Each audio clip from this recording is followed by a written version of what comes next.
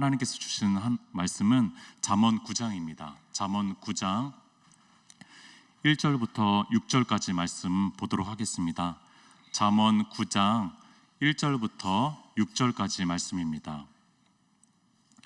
잠언 9장 1절부터 6절까지 말씀을 한 절씩 교독하도록 하겠습니다. 지혜가 그의 집을 짓고 7 기둥을 다듬고 자기의 여종을 보내어 성중 높은 곳에서 불러 이르기를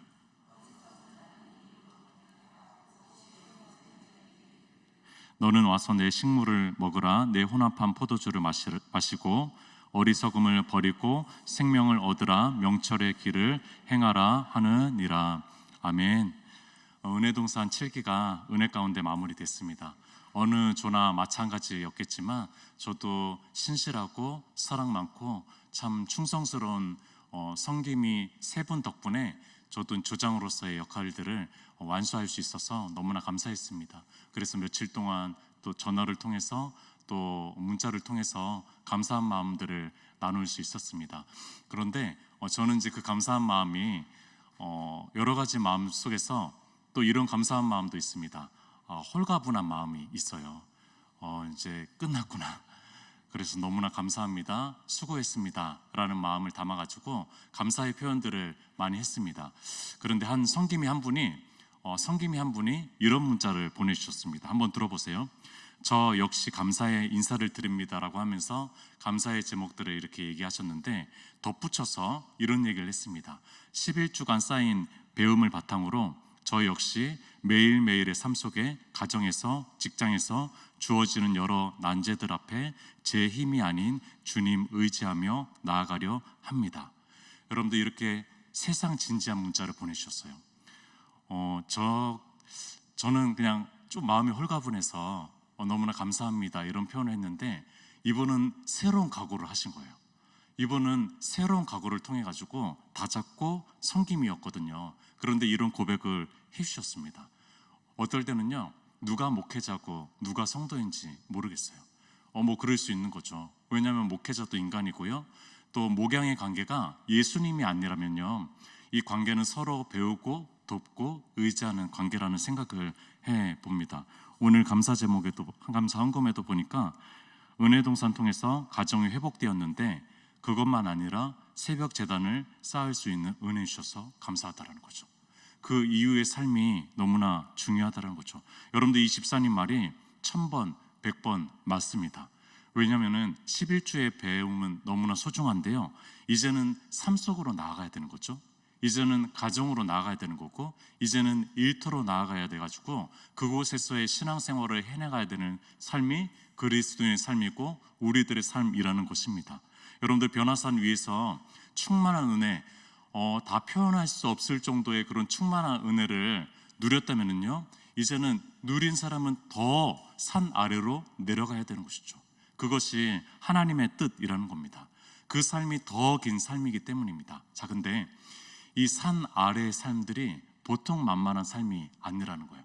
1 더하기 1은 2라는 아주 단순한 원리로만 좀 살아갈 수 없는 그런 복잡다단한 삶이 그런 우리의 산 아래에서의 삶이라는 겁니다. 모와 도, 흙과 백, 이런 논리로만 이 땅의 삶들은 설명할 수 없을 정도로 아주 복잡하고 우리에게 주어진 삶들의 난제들이 진짜 난제라는 거예요. 이 보통의 삶이 아니라는 거죠. 그리스도인 삶의 시험지 문제들이 왜 이렇게 어려운지 모르겠어요. 1번 같기도 하고 4번 같기도 하고, 여러분들 그 하늘의 시민권자로서의 이 땅에서의 삶들이 이 보통이 아니라는 것을 느끼게 되는 겁니다. 그래서 필요한 것이 무엇이냐면요, 바로 지혜입니다.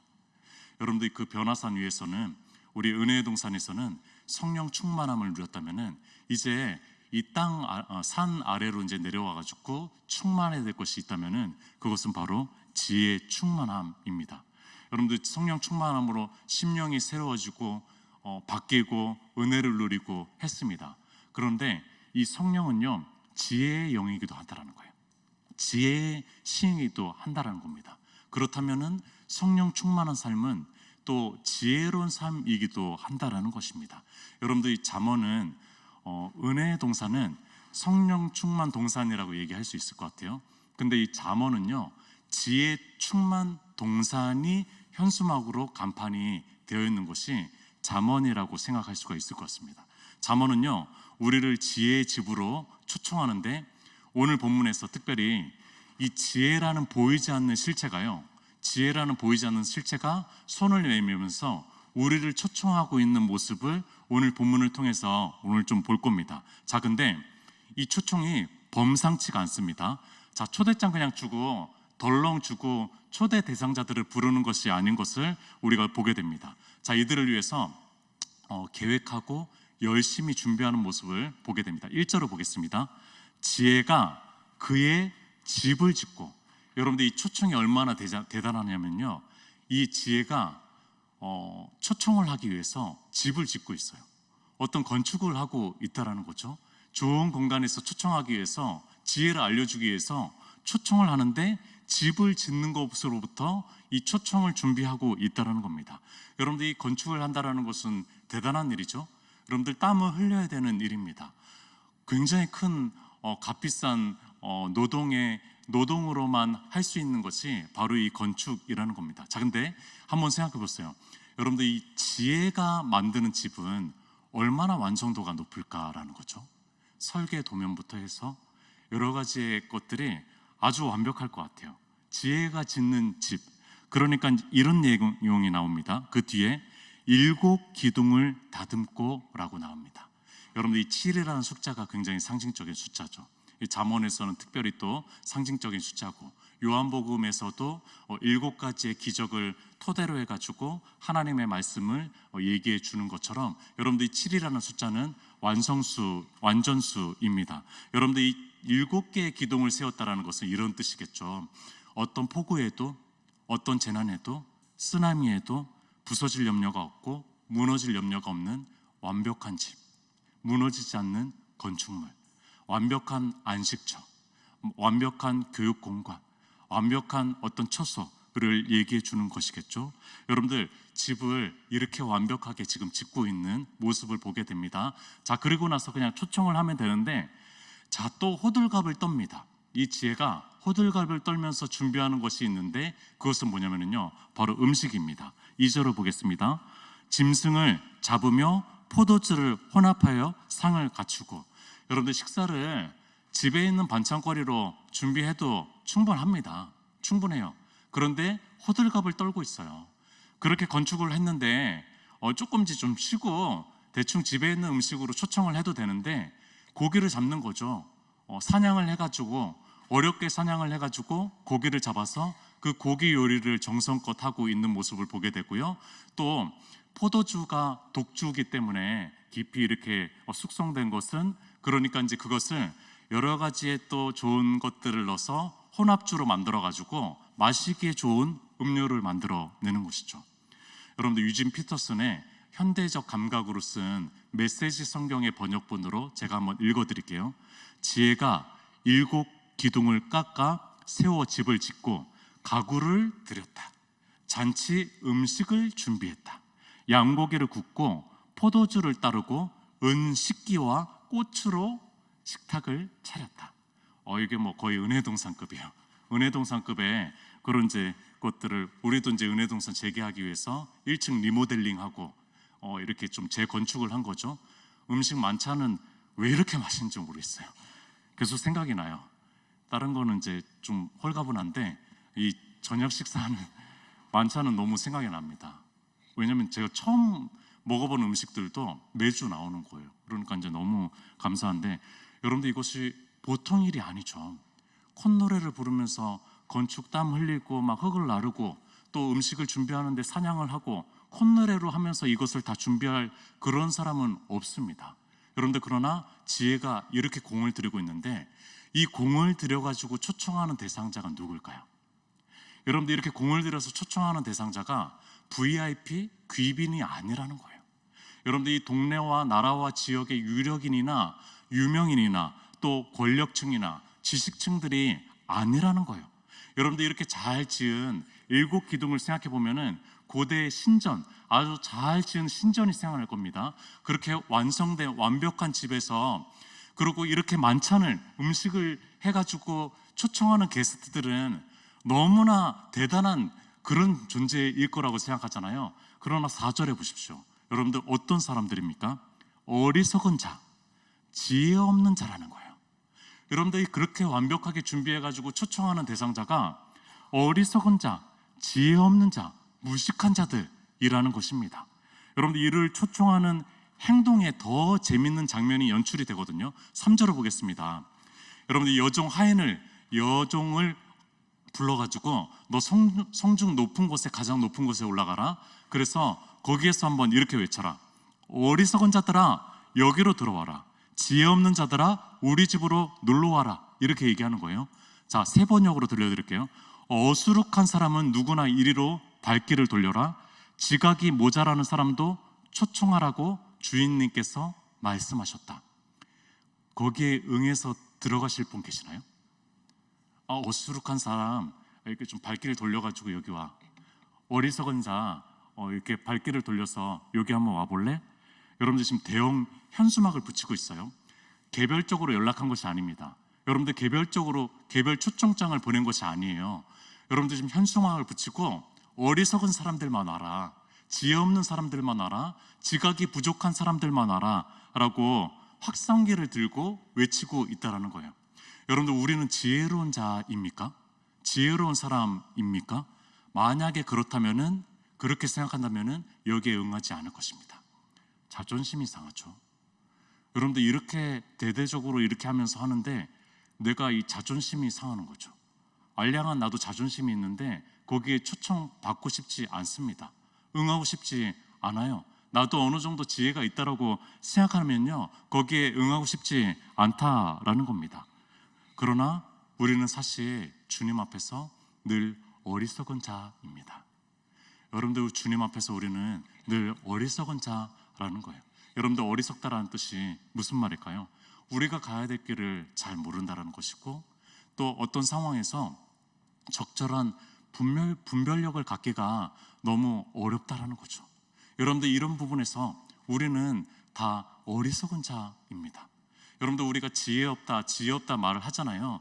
여러분들 이것은 그냥 겸손하기 위해서 얘기하는 것이 아니에요. 정말 어리석은 자죠.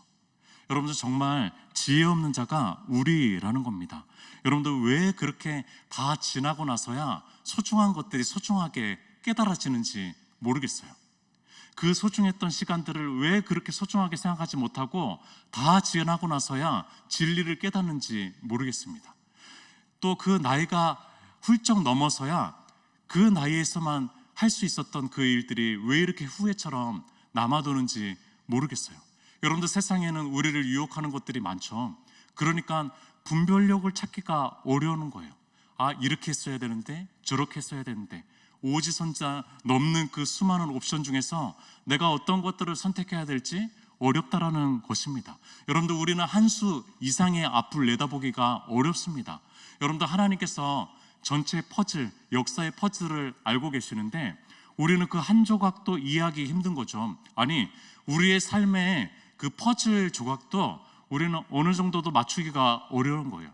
하나님께서 나를 향해서 어떤 퍼즐 조각을 생각하셨나?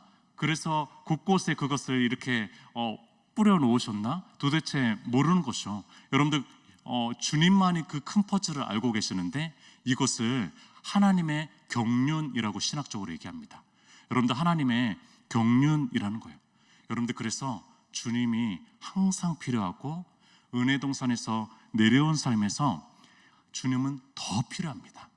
여러분들 더 필요하다는 거예요. 여러분들 때로는 우리의 고집이 지혜로운 삶의 장애물이 됩니다. 여러분들 우리 가운데 있는 어떤 지적인 오만함, 또 지혜의 오만함, 여러분들 이것들이 마치 고집처럼 내가 좀 괜찮다라고 생각해서 주님께 지혜를 구하지 않는 이 마음이 오히려 지혜 없음이라는 거예요. 여러분들 잠언에서 가장 지혜 없는 사람을 어떤 사람이라고 얘기하는지 아십니까? 그 사람은 스스로 지혜롭다고 여기는 사람을 지혜 가장 없는 사람입니다. 지혜 없는 사람은 내가 지혜 없다라고 생각 못하는 사람을 지혜 없는 사람이에요. 잠언에서는요. 여러분들, 그러니까 내가 지혜 없다라고 생각하는 것은 오히려 지혜 있게 되어지는 그런 시작점입니다. 여러분들, 가능성이 있는 사람이라는 거예요. 여러분들, 가장 어리석은 사람, 스스로 지혜롭다고 생각하는 사람, 그 사람을 경계하십시오. 여러분들, 그 사람을 경계하셔야 됩니다. 그리고 내가 그런 사람이 될까 경계하십시오. 이제 초청된 이들에게 지혜는 준비된 음식을 제공하고 아주 소중한 것들, 생명이나 명철의 길, 이런 것들을 제공합니다.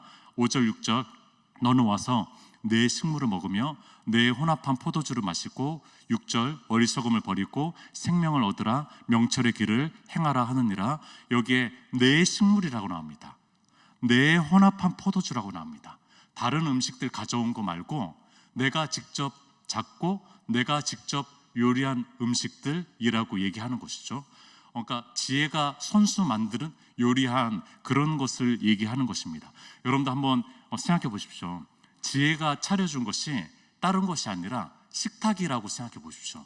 그러면 우리에게 주려고 하는 것이 무엇일까요? 그것은 바로 배부름입니다. 배부름, 만족이라는 거예요. 욕구에 대한 만족을 주고자 하는 것입니다. 그런데 지혜가 우리에게 주려고 하는 것이 그냥 육신의 만족일까요? 육신의 배부름일까요? 여러분들, 그것이 아니죠. 지혜가 주려고 하는 것은 우리의 마음의 만족일 것입니다. 마음의 배부름을 주고 싶은 것입니다. 여러분들, 이 단어를 계속 묵상하는데 한 사람이 계속 떠오르다고요. 여러분들, 이 사람은 비결을 배운 사람입니다. 어떤 한 가지의 놀라운 지혜를 깨닫고 배운 그런 사람인데, 지혜자인데, 그것을 너무나 큰 비결이어가지고, 시크릿, 비밀이어가지고 일체의 비결이라고 얘기한 사람입니다. 이 사람은 바로 우리가 잘 아는 사도 바울입니다. 일체의 비결. 여러분들, 빌립보서 4장 11절부터 12절까지 제가 읽어드릴게요. 내가 궁핍함으로 말하는 것이 아니니라. 어떠한 형편이든지 나는 자족하기를 배웠노니 나는 비천에 처할 줄도 알고 풍부에 처할 줄도 알아. 모든 일 곧 배부름과 배고픔과 풍부와 궁핍에도 처할 줄 아는 일체의 비결을 배웠노라. 여러분들, 사도 바울은요, 말년에 가택 연금이라는 로마 감옥에 갇히는 그런 이제 죄수의 삶을 살았습니다. 그곳에서 바울은 자신의 과거를 회상하고 되돌아보는 시간들을 깊이 가졌습니다. 여러분들, 그때 담담하게 쓴 그런 기록물 중에 하나가 바로 이 빌립보서입니다. 여러분들, 이 빌립보서의 4장에 일체의 비결을 배웠다라고 하는데, 그 일체의 비결은 뭐냐면요, 바로 자족함입니다. 주님 안에서의 자족함이라는 거예요. 놀라운 지혜를 하나 깨달았어요. 이 말년의 마지막 인생 속에서, 후반부에 가장 마지막 말년 속에서 아주 깊은 깨달음 하나를 깨달았는데, 자족함이라는 지혜를 깨닫기 시작합니다. 여러분들, 그러면은 어떻게 자족할 수 있을까요? 여러분들, 이 근거로 자족할 수 있었는데 바로 그 다음 구절인 13절입니다. 우리가 너무 잘 아는 이 구절입니다. 내게 능력 주시는 자 안에서 내가 모든 것을 할 수 있습니다 라는 이 구절이 바로 그 다음 구절입니다. 그러니까 내게 능력 주시는 자 안에서 가능하다라는 거죠. 여러분들, 얼핏 들으면은요, 굉장히 지나친 말 같습니다. 한편으로는 가슴이 막 뜨거워지기도 합니다. 왜냐하면은 내가 무엇이든지 할 수 있구나, 내가 뭐든지 해낼 수 있어 라고 하는 자기 긍정과 자기 확신과 자기 주문의 그런 고백이라고 생각하기가 쉽기 때문입니다. 그러나 이 구절은 그런 의미가 아닙니다. 여러분들, 내가 모든 것을 할 수 있다라고 하는 이 모든 것은요, 어떤 것이냐면요, 그 전 구절이에요. 전 구절, 모든 형편들, 모든 처지들. 그러니까 이런 뜻이죠. 가난하게 살든 잘 살든 건강하든 병들든 즐거울 때든 슬플 때든 어떤 형편, 어떤 처지가 모든 일이에요. 자, 이 모든 일에서 내가 어떻게 할 수 있었냐면은 자족할 수 있었습니다. 여러분들, 이것이 내게 능력 주시는 하나님의 능력이었다는 거예요. 여러분들, 하나님의 능력은 때로 내 환경을 바꿔주시지 않았는데 이상하리만큼 그 비천에 있는 그 상황 속에서도 내게 자족할 수 있도록 하셨다는 거예요.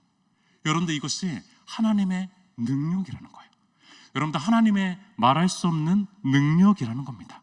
내게 능력 주시는 자는 내게 오히려 모든 상황 속에서도 영적인 만족, 영적인 배고픔을 주신 놀라운 분이라는 간증문입니다.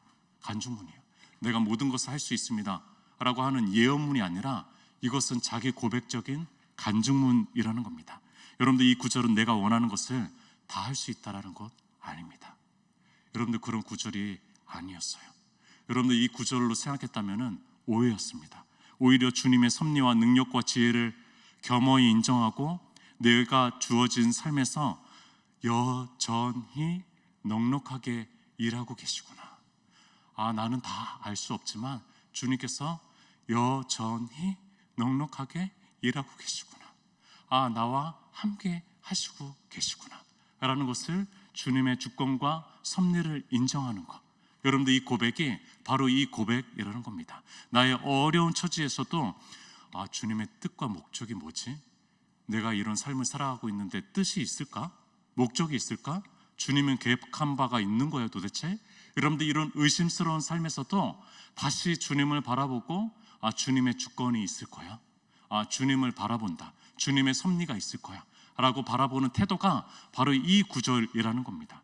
여러분들, 오늘 세상을 반영하는 단어 중에 하나가 저는 불만족이라고 생각하거든요. 불평이라고 생각을 합니다.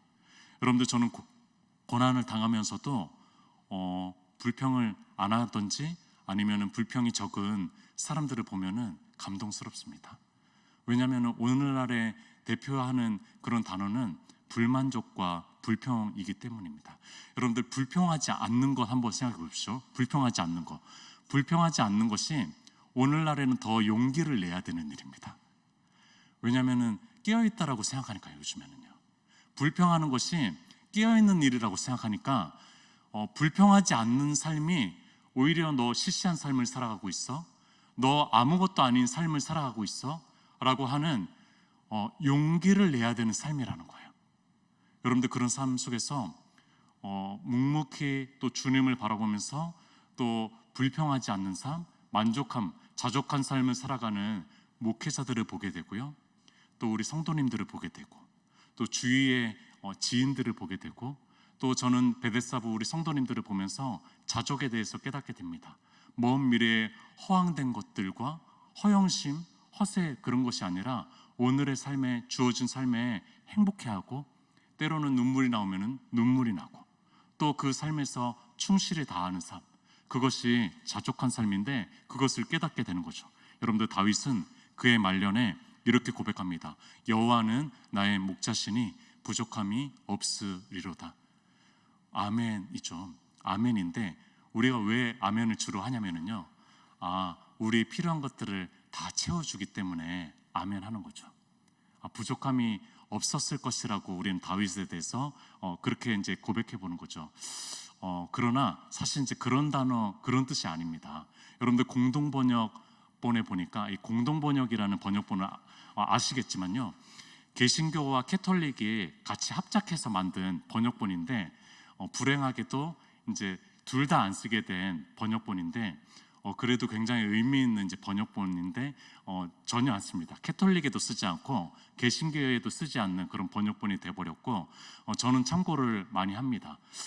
또 새로운 단어로 많이 써가지고 개신교는 거부를 했거든요. 이건 너무 개혁 한글이랑 너무 다르다라고 해가지고 받아들이지 않았고, 캐톨릭은 그 캐톨릭의 또 정체성이 있기 때문에 또 이렇게 쓰지 않았던 본인데, 공동 번역에는 이렇게 써 있습니다. 야훼는 나의 목자, 아쉬울 것 없어라. 여러분들, 부족함이 없는 것이 아니에요. 그 마음에 아쉬움은 없는 것입니다. 여러분들, 내 삶과 상황에 부족함이 있죠. 다윗의 삶의 부족함들이 얼마나 많았어요. 그러나 여러분들, 그 마음의 욕구에는 만족함이 있었다는 거예요. 주님께서 일하셨으니까 충분하다. 나는 충분하다. 아쉬울 것은 없다.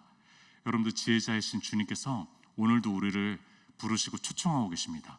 영적인 식탁에 가까이 나올래? 참된 배부름으로 너를 초청하고 싶다. 나와의 관계성 속에서 마음의 부유함을 누리고 지혜를 얻었으면 좋겠습니다. 여러분들, 그런 음성에 우리가 초청받아가지고 우리가 이렇게 또 고백할 수 있었으면 좋겠어요. 주님의 지혜로 인해서 오늘도 마음의 배가 부릅니다. 오늘도 주님의 깊은 세심하신 생각과 마음 안에서 참으로 넉넉한 만족함을 느낍니다. 내 삶 비록 대단할 것 없지만 주님께서 주시는 내게 놀라운 만족함이 있습니다. 때로는 내게 위로를 주심으로, 때로는 적절한 조언과 훈계를 해주심으로, 때로는 내게 그저 함께 하심으로, 때로는 이런저런 방법으로 세심하게 챙겨주셨군요. 그렇군요. 당신은 진정한 상담자였습니다.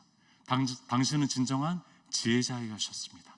여러분들 그런 고백을 할 수 있는 오늘 하루가 되었으면 좋겠습니다. 여러분들 그분이 지혜자셔요. 그분이 우리의 상담가이십니다. 그분 안에서 우리의 마음의 배부름, 영적인 만족 안에서 오늘도 그 마음으로 하나님의 뜻을 위해서 살아가야 되잖아요. 그 마음으로 살 수가 있잖아요. 언제까지 불평과 불만족으로 그 일을 감당할 수 있겠습니까? 오늘도 그 힘을 얻을 수 있는 저와 성도님들이 되었으면 좋겠습니다. 우리 함께 기도했으면 좋겠습니다. 하나님 앞에 우리가 나아갑니다. 지혜 없는 이 모습 그대로 나아갑니다. 그러나 주님의 지혜, 또 주님의 조언, 주님의 일하심을 보여주시옵소서. 그 보여주심 안에서 또 만족함 안에서 주님의 뜻을 살아가기 원합니다. 주여 한번 외치고 기도하였으면 좋겠습니다.